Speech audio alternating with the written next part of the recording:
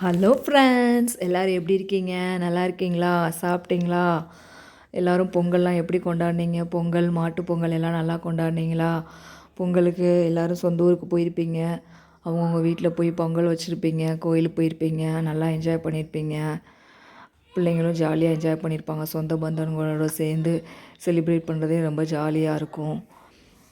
நாங்களும் அப்படி தான் ஃப்ரெண்ட்ஸ். முன்னாடிலாம் வருஷம் வருஷம் இங்கே நாங்கள் திருச்சியில் இருக்கோன்னா பொங்கல் எங்கள் வீட்டில் வச்சுட்டு அதுக்கப்புறம் வேகமாக காலையிலே கிளம்பி அங்கே சொந்த வீடு மதுரையில் இருக்குது, அங்கே போய் பொங்கல் வச்சுட்டு அதுக்கப்புறமா திருச்செந்தூர் போயிடுவோம். வருஷம் வருஷம் பொங்கல் அன்னைக்கு திருச்செந்தூரில் தான் இருப்போம் நாங்கள்.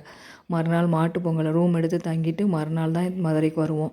மதுரைக்கு வந்து சித்தி வீடெல்லாம் இருக்குது, சித்தி பசங்களாம் இருக்காங்க. அங்கெல்லாம் சேர்ந்து எல்லோரும் ஒன்றா ஜாலியாக ஜல்லிக்கட்டுக்கு போயிடுவோம்.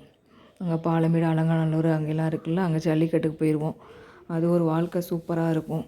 ஒரு 4-5 வருஷமாக எங்கள் அண்ணன் தவறுனேருந்து நாங்கள் எங்கேயுமே போகிறதே இல்லை, வீட்டிலையே தான் இருக்கிறோம். அண்ணன் குட்டீஸ் இருக்காங்களா, அவங்க கூட என்ஜாய் பண்ணிக்கிறோம், அவ்வளோதான் வீட்டிலையே. அது ஜாலியாக இருந்துச்சு. அந்த லைஃப்பை இப்போ நினச்சி பார்த்தாலே ஆசையாக இருக்குது. பிஸியாக இருக்கும், டைமே இருக்காது.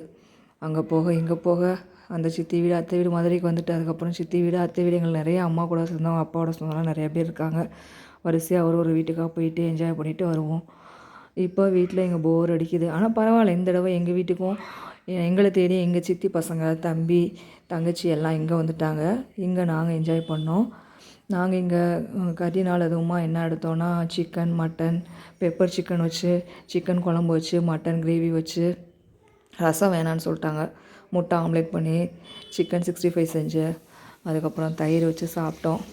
குட்டீஸ்லாம் அன்னை குட்டீஸ்லாம் வந்துருந்துச்சுங்க. அதுங்களுக்கு உரைக்குது அப்படின்னு சொல்லிட்டு சாஸ் வச்சுருந்தோம். சிக்கன் 65 தொட்டு சாப்பிட்டா அவங்க ஆசைப்படுங்க, குட்டீஸ்க்கு அதான் பிடிக்குமா, அதனால் அதுக்கு எடுத்து வச்சுருந்தேன்.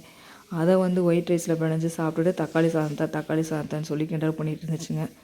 அப்படியே ஜாலியாக போயிடுச்சு. எங்களுக்கும் பரவாயில்ல, இங்கே எல்லாம் வந்தனால அந்த நினச்சிக்கிட்டோம், நம்ம இந்நேரம் பொங்கலுக்குலாம் அங்கே போவோமே இங்கே போவோமே, இங்கே ரூம் எடுத்து தங்குவோம் அப்படின்லாம் சொல்லி பேசிவிட்டு அப்படியே நாட்கள் ஓடிடுச்சு. இங்கேயே நாங்களும் என்ஜாய் பண்ணோம் ஃப்ரெண்ட்ஸ். ஓகே ஃப்ரெண்ட்ஸ், பாய்.